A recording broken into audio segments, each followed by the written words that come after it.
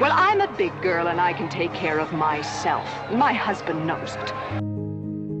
Maureen O'Hara told me in a 1995 LA Times interview she knew at a very young age she wanted to be an actress. My sister Peg, she used to say she was going to be the most famous nun in the world. O'Hara, who was born in Dublin in 1920, told her sister she would become the most famous actress in the world. We used to sit in the sun in the garden in Ireland and talk about what we were going to do. Peg did become a very famous nun, and I went into the picture business. O'Hara was all of 18 when Charles Lawton and his associate, Eric Palmer, signed her to a contract and changed her name from FitzSimons to O'Hara. Soon she was starring with Lawton in Alfred Hitchcock's 1939 Jamaica Inn. The same year, the two came to Hollywood to make the lauded The Hunchback of Notre Dame. O'Hara made a big impression in 1941's Oscar-winning How Green Was My Valley, the first of 5 films she would make with director John Ford. Standing 5'8", O'Hara possessed a peaches and cream complexion, dancing green eyes, and striking red hair, which led to her most famous nickname, Queen of Technicolor. She also didn't suffer fools lightly. O'Hara was opinionated and feisty. Leave me alone.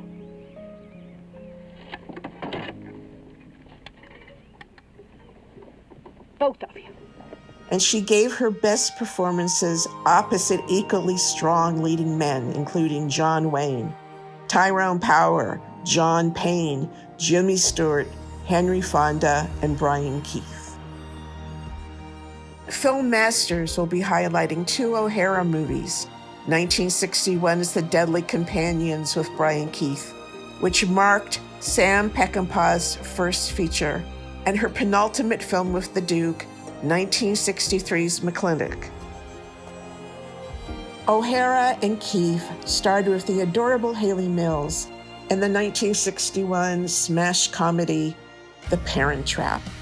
As soon as they finished filming The Parent Trap, they paired up for the Western The Deadly Companions, which was not a hit with critics and audiences back in 1961, though Daily Variety described Peckinpah's work as an auspicious debut. Her brother, Charles FitzSimons, produced the film and would even take over editing from Peckinpah.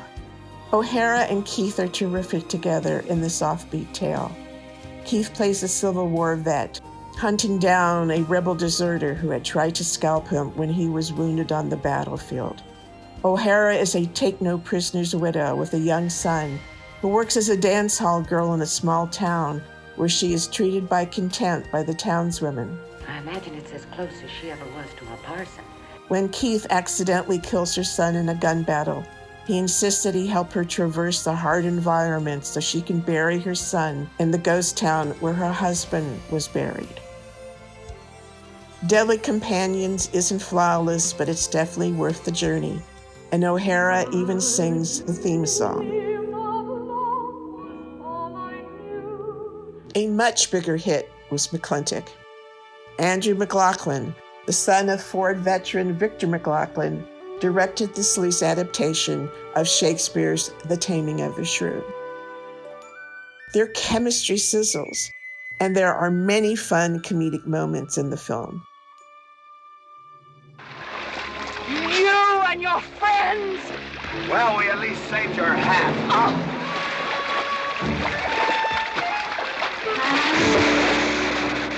But in this day and age, it's not very funny to watch Wayne Chase O'Hara wearing her bloomers through the streets of the town before he gives her a major spanking with a cast iron spatula. Besides, no one could tame O'Hara. And I will give the orders. For Film Masters, this is Susan King.